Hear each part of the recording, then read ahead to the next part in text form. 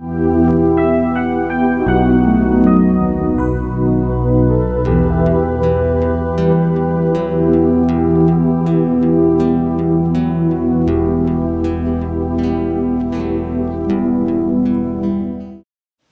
로마서 17번째 강해 설교입니다. 로마서 16장을 보겠습니다. 로마서를 마무리하면서 로마서에 대해서 개괄적인 것을 좀 먼저 말씀을 드리도록 하겠습니다. 로마서는 바울의 대표적인 서신입니다. 신약 성경이 27권인데요.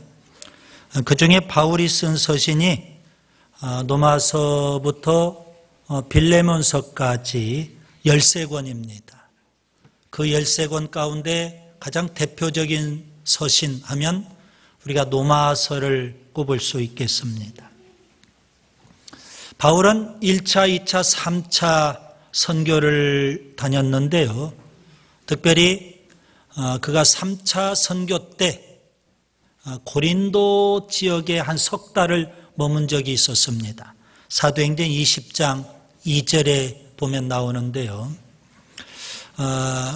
그때 그가 고린도에서 로마서를 쓰게 됐습니다. 그는 로마까지 가서 복음 전하기를 원했습니다. 그는 맨 처음 다메섹에서 예수님을 만날 때 태양보다 더 밝은 그 예수님을 체험하고 일정 부분 시력을 잃어버렸습니다. 그가 많은 서신을 쓰기는 했지만 그는 시력을 상당 부분 잃었기 때문에 직접 글을 쓰기가 어려웠었습니다. 로마서도 보면 그가 직접 글을 쓸 수가 없었고요. 오늘 22절에 보면 더디오라는 사람이 옆에서 대서를 해 줬습니다. 바울이 불러주면 더디오가 대신 기록했고요. 그 로마서를 오늘 1절에 보면 베베라는 여집사가 로마까지 가서 전달해 주었던 겁니다. 그래서 로마서가 오늘 우리에게도 전해지고 있는 겁니다. 로마서의 주제는 로마서 1장 17절입니다. 복음에는 하나님의 의가 나타나서 믿음으로 믿음에 이르게 하나니 기록된 바 오직 의인은 믿음으로 말미암아 살리라. 바울은 하박국서 2장 4절의 말씀을 인용을 합니다. 오직 의인은 믿음으로 말미암아 살리라. 로마서의 주제는 이신칭의, 믿음으로 의롭다함을 얻는다는 진리입니다. 로마서를 크게 둘로 나눌 수가 있습니다. 1장부터 11장까지 믿음으로 의롭다함을 얻는다. 그리고 12장부터 16장까지 이렇게 의롭다함을 얻은 자는 여전히 믿음으로 살아야 된다. 이 두 가지를 말씀하고 있습니다. 그 진리를 말하기 위해서 바울은 하박국서 2장 4절 오직 의인은 믿음으로 말미암아 살리라 이렇게 인용해서 주제로 삼고 있는 겁니다. 자, 오늘은 로마서 이제 16장인데요. 원래 로마서는 15장으로 끝을 맺습니다. 15장 마지막 33절에 보면 평강의 하나님께서 너희 모든 사람과 함께 계실지어다. 아멘. 로마서가 15장으로 끝을 맺습니다. 16장은 일종의 편지 뒤에 붙어있는 추신이라고 보시면 되겠습니다. 오늘 16장에서 바울은 세 가지를 말씀하고 있습니다. 1절과 2절에 로마서를 갖고 로마교회까지 가야 될 사람인 베베, 그 베베를 추천하는 내용이 1절과 2절에 있고요. 3절부터 16절까지에서는 로마교회에 바울이 알고 있는 사람들 이름을 거명하면서 문안 인사를 하고 있습니다. 그리고 17절부터 마지막 27절까지는 하나님께 영광을 돌리는 것으로 로마서를 끝맺고 있다, 이렇게 볼 수가 있겠습니다. 오늘 로마서 16장에서 저는 이 세 가지를 좀 살펴보면서 영적 교훈을 우리 모두가 받을 수 있기를 바랍니다. 먼저 1절과 2절 첫 번째 단락을 보세요. 바울은 베베를 추천했습니다.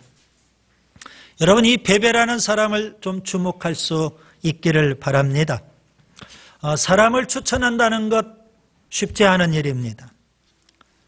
믿음이 가지 않는다면, 신뢰할 수 없다면 그 사람을 쉽게 다른 사람이나 다른 공동체에 추천할 수는 없을 겁니다. 오래전의 일입니다. 제 친구가 미국에 유학 가기를 원했습니다. 그래서 대학 교수님에게 찾아가서 정중하게 추천서를 좀 써달라고 요구를 했어요. 그런데 보기 좋게 거절당했습니다. 내가 너를 어떻게 알고 추천할 수 있겠느냐, 그러면서 거절을 당했어요. 여러분, 추천한다는 것 쉬운 일이 아닌 겁니다. 바울은 베베를 적극 지금 추천하고 있습니다. 그가 알고 있었던 베베는 어떤 사람이었을까요? 바울은 세 가지로 베베를 소개하죠. 첫째, 우리 자매였다는 겁니다. 여러분, 여기에 우리라는 표현을 바울이 강조하고 있는 겁니다. 베베는 자매입니다. 그런데 우리 자매라고 표현했어요. 여러분, 우리라는 이 표현은 친밀감을 나타내주는 표현이죠. 평소에 바울은 베베와 영적 교제를 아주 친밀하게 나누었던 사이였습니다. 그래서 우리라는 표현을 쓰고 있는 겁니다. 제가 교회 안에서 늘 강조하죠. 여러분, 교회를 표현할 때도 우리 교회, 장로님을 부를 때도 우리 장로님, 권사님을 부를 때에도 우리 권사님, 순장을 부를 때도 우리 순장님, 목사님을 부를 때에도 우리 목사님. 아주 친밀감의 표현이 되는 겁니다. 그래서 우리라는 단어가 굉장히 호감이 갔죠. 그런 사람이 바로 베베였습니다. 그 다음에 두 번째요, 갱그리아 교회 일꾼이라고 했습니다. 갱그리아 교회는 지금 바울이 고린도 교회에서 로마서를 쓰고 있는 거 아니겠습니까? 갱그리아 교회는 고린도 교회 동쪽에 있는 항구 도시입니다.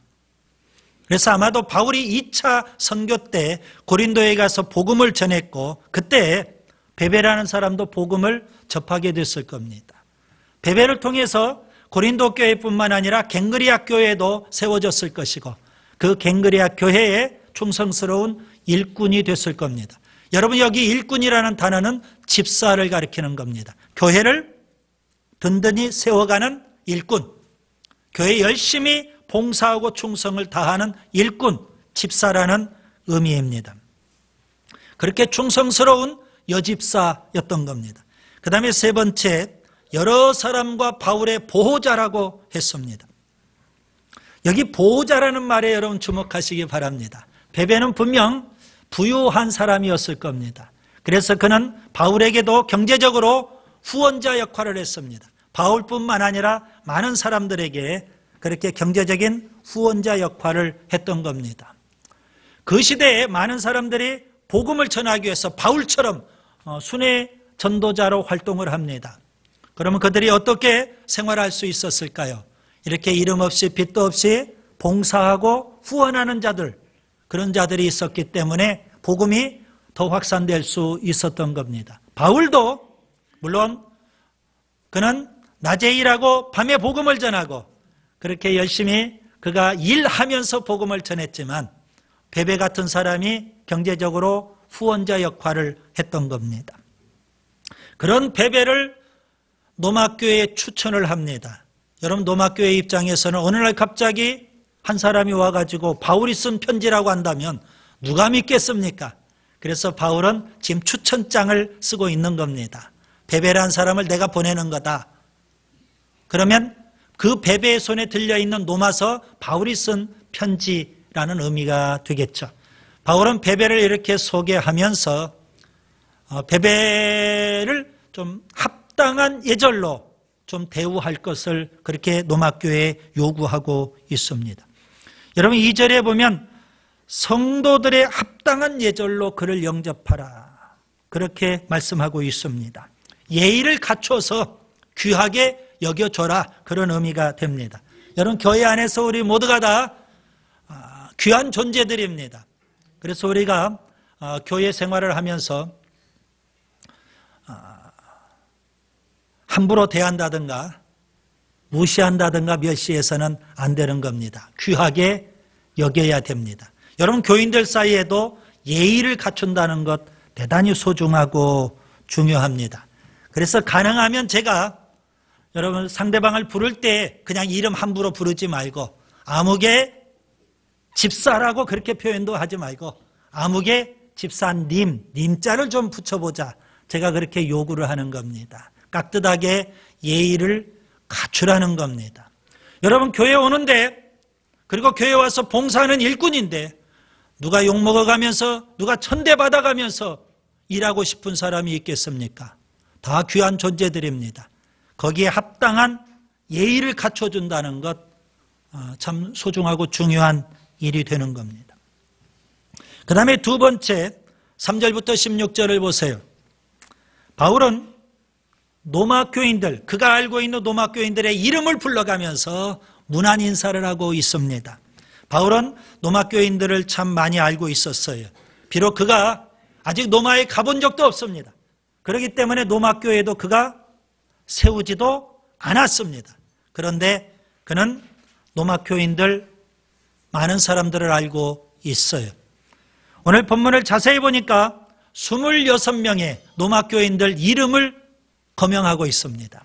그 대표적인 사람이 3절부터 5절에 보면 아굴라와 브리스가였습니다.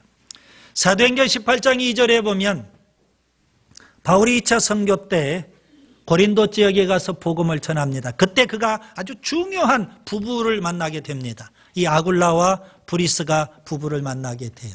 그들에게 복음을 전했고 그들은 하나님 앞에 헌신했고 평생 바울의 동역자로 그렇게 사역을 했습니다.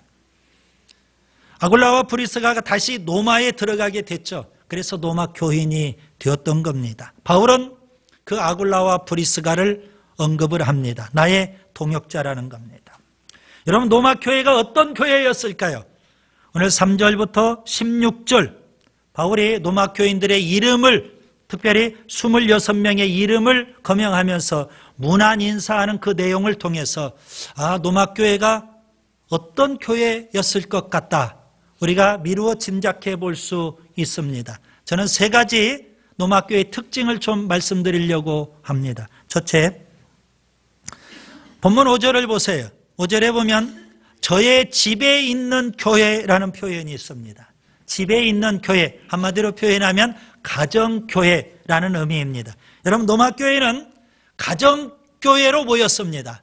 그렇기 때문에 아주 친밀한 교제를 나눌 수 있었다.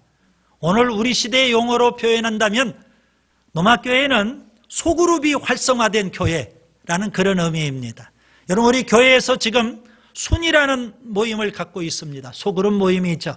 이 순은 교회에서도 모이고 또 가정에서도 모여야 되는 겁니다. 그런 소그룹 모임이 활성화되면 교인들끼리 뜨거운 사랑의 교제, 친밀한 교제를 나눌 수 있게 되는 겁니다. 노마교회가 그랬습니다. 그 다음에 두 번째 특징은요, 노마교회는 인종과 계층과 성별이 다양함에도 불구하고 서로 일치와 연합을 추구했던 교회였습니다. 하나된 교회였다, 이렇게 우리가 생각해 볼 수 있겠습니다. 다양한 사람들을 지금 언급하고 있는데요, 그들의 이름을 통해서 우리가 분석해 볼 수가 있습니다. 그들 가운데 어떤 사람은 로마인이기도 하고 어떤 사람은 헬라인이기도 하고 어떤 사람은 유대인이기도 했습니다. 어떤 사람은 자유인이기도 했고 어떤 사람은 종과 노예이기도 했습니다. 어떤 사람은 남자였고 어떤 사람은 여자였고요.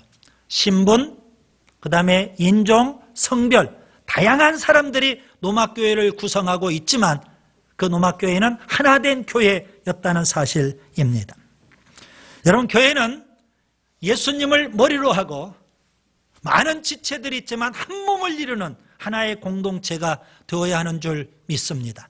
동질 집단의 사람들만 모이는 것이 아니라 다양한 부류의 사람들이 다 모여서 하나됨을 이룬다는 것, 이것이 바로 교회의 중요한 특징이고 노막교회가 그랬습니다. 그 다음에 세 번째 노막교회의 중요한 특징은요, 헌신적이고 충성스러운 일꾼들이 참 많았습니다. 오늘 본문 4절에 보시면 아굴라 브리스가 대표적으로 노막교회를 대표하는 사람일 수 있겠는데요, 그래서 그의 집에서 교인들이 모이기도 했었습니다. 아굴라와 브리스가는 어떤 사람이었을까요? 바울의 목숨을 위해서 그들의 목까지라도 내놓으려고 했던 사람, 그렇게 충성스러운 사람이었습니다. 7절에 보시면 바울과 함께 감옥에까지 갔던 사람도 있었습니다. 12절에 보시면 많이 수고한 사람이라고 또 그렇게 표현한 경우도 있습니다. 자, 이러한 표현들을 보면 노막교회는 참 신실하고 충성스럽고 헌신을 다하는 그런 일꾼들이 많았던 교회, 그것이 바로 여러분 오늘 우리 교회고 노막교회도 그랬다는 사실입니다. 그 다음에 세 번째, 여러분 17절부터 27절까지 바울은 하나님을 찬송했고 하나님께 영광을 돌렸습니다. 여러분 17절부터 20절까지는 바울이 마지막으로 권면하는 내용이 나옵니다. 뭘 권면하고 있을까요? 바울은 노막교회가 순종하는 교회인 걸 너무나도 잘 압니다. 19절에 보면 너희의 순종함이 모든 사람에게 들리는지라. 그들은요 17절 너희가 배운 교훈을, 이런 표현이 있죠. 배운 대로, 배운 하나님의 말씀대로 순종했고요, 그 순종함이 많은 지역에까지 소문난 그런 교회, 이것이 바로 노마교회였어요. 근데 바울은 노마교회가 계속 그런 교회가 되기를, 하나님 말씀에 순종하는 교회가 되기를 원했던 거예요. 그래서 그가 권면을 하는데요, 17절과 18절에 보시면 여러분이 꼭 교회 안에는 이런 사람이 있습니다. 우리가 열심히 순종하며 충성을 다하려고 하는데 순종하지 못하도록 미혹하고 유혹하는 사람들이 있어요. 우리로 하여금 불순종하고 거역하게 만드는 그런 사람들이 있더라는 겁니다. 그들 배후에는 누가 있을까요? 20절에 보면 사탄이 있는 겁니다. 그래서 바울은 우리로 하여금 거역하고 불순종하게 하는 사람들, 그들을 멀리하라고, 그래서 노마교회가 계속 순종하는 교회, 말씀에 순종하는 교회가 되라고 그렇게 권면하고 있는 겁니다. 그리고 21절부터 24절에 보시면 여러분 서두에도 말씀을 드렸죠. 바울이 노마서를 쓰는 것은 고린도 교회, 고린도 지역에서 지금 편지를 쓰고 있는데요, 바울 한 사람만 노마교인들에게 문안하는 것이 아니라 같이 있었던 사람, 여러분 21절부터 24절에 보시면 8명의 사람의 이름을 거명하고 있습니다. 디모데, 누기오, 야손, 소시바더, 더디오, 가이오, 에라스도, 구아도, 이 8명은 분명 고린도 교회에 있었던 사람일 겁니다. 그들도 역시 노마교인들에게 문안을 하고 있습니다. 여러분, 교회는 공교회라고 표현할 수가 있습니다. 지역 교회들이 다 모여서 하나의 교회를 이루는 것입니다. 그래서 그들은 공교회 의식을 갖고 내 교회는 내 교회다, 그런 의식이 아니라 공교회 의식을 갖고 노마교인들하고도 서로 문안하고 서로 교제를 나누고 있는 아름다운 모습을 우리가 여기에서 보게 됩니다. 그러고 나서 맨 마지막 이제 25절부터 27절에 보시면 바울은 복음 때문에 하나님 앞에 영광을 돌립니다. 여러분, 바울이 노마서를 마무리하면서 그가 마지막 이제 하나님 앞에 영광을 돌리게 되는데 무엇 때문에 영광을 돌릴까요? 복음 때문입니다. 복음 때문에 그가 노마교회에 그렇게 가고 싶어 했고요, 편지를 쓰고 마지막 복음 때문에 하나님 앞에 영광을 돌리고 있는 겁니다. 여러분, 우리 인생의 결론은 항상 하나님 앞에 영광이 될 수 있기를 바랍니다. 노마서의 결론도 하나님께 영광이기 때문에 그렇습니다. 바울은 복음 때문에 하나님 앞에 영광을 돌리는데요, 오늘 25절에 보시면 나의 복음이라고 그렇게 표현을 합니다. 여러분, 복음은 데살로니가전서 2장 2절에 보시면 하나님의 복음이라고 했어요. 복음의 창시자가 누구예요? 하나님이십니다. 복음의 소유자가 누구예요? 하나님이십니다. 그래서 복음은 하나님의 복음이 되어야 됩니다. 데살로니가전서 3장 2절에 보시면 이 복음을 가리켜서 예수 그리스도의 복음이라고 했습니다. 복음은 하나님의 복음이지만 그 복음은 예수 그리스도의 복음이 되는 겁니다. 왜 그렇습니까? 복음의 내용이 예수 그리스도이기 때문에 그렇습니다. 오늘 25절에 보면 나의 복음과 예수 그리스도. 여러분, 복음이 바로 예수 그리스도라는 사실입니다.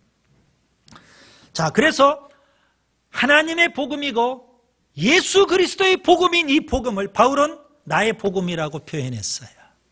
무슨 의미일까요? 하나님께서 이 복음을 바울에게 위탁해 주셨어요. 그래서 바울은 이 복음이 나의 복음이 되었던 겁니다.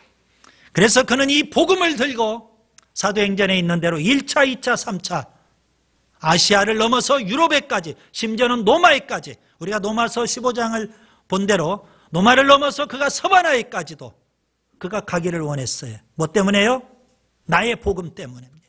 하나님이 나에게 위탁해 주신 이 복음 때문에 그는 땅끝까지 가서 이 복음 전하기를 원했던 겁니다. 그리고 그는 편지를 마무리 지으면서 이 복음 하나님이 나에게 위탁해 주셨기 때문에 이 복음 때문에 하나님 앞에 영광을 돌리고 있는 겁니다. 특별히 오늘 26절에 보시면 알게 하신 바라는 표현이 있습니다. 하나님께서 깨닫게 해주셨고 알게 해주셨다는 겁니다. 그는 복음에 대해서 세 가지를 깨달았어요. 그래서 하나님 앞에 영광을 돌리고 있는 겁니다. 바울이 깨달은 바울의 복음, 바울이 깨달은 바 복음은 어떠한 것일까요? 첫째, 복음은 예수 그리스도라는 것을 그가 깨닫고 하나님 앞에 영광을 돌리고 있습니다. 여러분, 우리가 인생을 살면서 우리가 날마다 복된 소식, 기쁜 소식이 있기를 바랍니다. 그런데 복음 중에 복음, 기쁨 중에 기쁨, 그것은 뭘까요? 예수 그리스도입니다. 예수 그리스도가 진정한 복음이고 진정한 기쁨의 소식인 줄 믿습니다. 바울은 이것을 깨닫고 하나님 앞에 지금 영광을 돌리고 있는 겁니다. 26절에 보시면 하나님이 위탁해 주신 이 복음은요, 모든 민족을 위한 복음이라는 것을 바울이 깨달아요. 그래서 그는 평생 하나님 앞에 헌신하는 겁니다. 이 복음 전하기 위해서 노마에도 가려고 했고 이 복음을 전하기 위해서 그는 서바나이까지도 가고자 했던 것입니다. 왜요? 하나님이 위탁해 주신 이 복음이 모든 민족을 위한 복음이라는 것을 깨달았기 때문에 그래요. 그 다음에 세 번째요, 26절 계속 보시면 이 복음이 그가 그렇게 가고자 했던 노마 교회를 능히 견고하게 하실 수 있기 때문에 그 사실을 깨닫고 하나님 앞에 또 영광을 돌리고 있습니다. 여러분, 교회를 능히 견고하게 하시는 것은 뭘까요? 복음인 줄 믿습니다. 저는 맨 처음 노마서를 강해 시작하면서 하나님 앞에 이런 마음의 소원이 있었습니다. 하나님, 저뿐만 아니라 우리 비전 공동체가 다시금 복음 앞에 서기를 원합니다. 그런 마음으로 노마서를 시작을 했어요. 이제 노마서를 마감하면서 하나님, 우리 비전 공동체가 그동안 노마서를 통해서 배운 바울의 이 복음, 우리의 복음, 나의 복음, 이 복음 앞에 다시금 우리가 서게 해 주시고 이 복음으로 무장할 수 있게 해 주옵소서. 왜 우리가 복음으로 무장해야 될까요? 왜 바울처럼 이 복음으로 무장하고 나가서 열심히 복음을 전해야 될까요? 하나님 영광을 위해서입니다. 하나님께서는 우리에게요, 많은 은혜와 복을 주십니다. 지난 1년을 돌아보세요. 하나님이 베푸신 은혜와 사랑과 복, 수를 셀 수 없이 엄청난 많은 역사들이 있었습니다. 하나님께서 그러한 것도 우리에게 주시지만 그것보다 더 귀한 것을 이미 우리에게 주셨어요. 복음을 주셨어요. 그래서 바울은 나의 복음이라고 했습니다. 여러분, 이 복음이 하나님의 복음이고 예수 그리스도의 복음이고 이 복음이 바울의 복음으로 끝나면 안 되지 않습니까? 우리 비전교회의 복음이 되어야 되고, 아멘. 우리의 복음, 나의 복음이 되어야 하는 줄 믿습니다. 하나님께서 이 복음을 우리에게 주셨어요. 왜 주셨을까요? 하나님 영광을 위하여. 이제 하나님 영광을 위해서 살 수 있기를 바랍니다.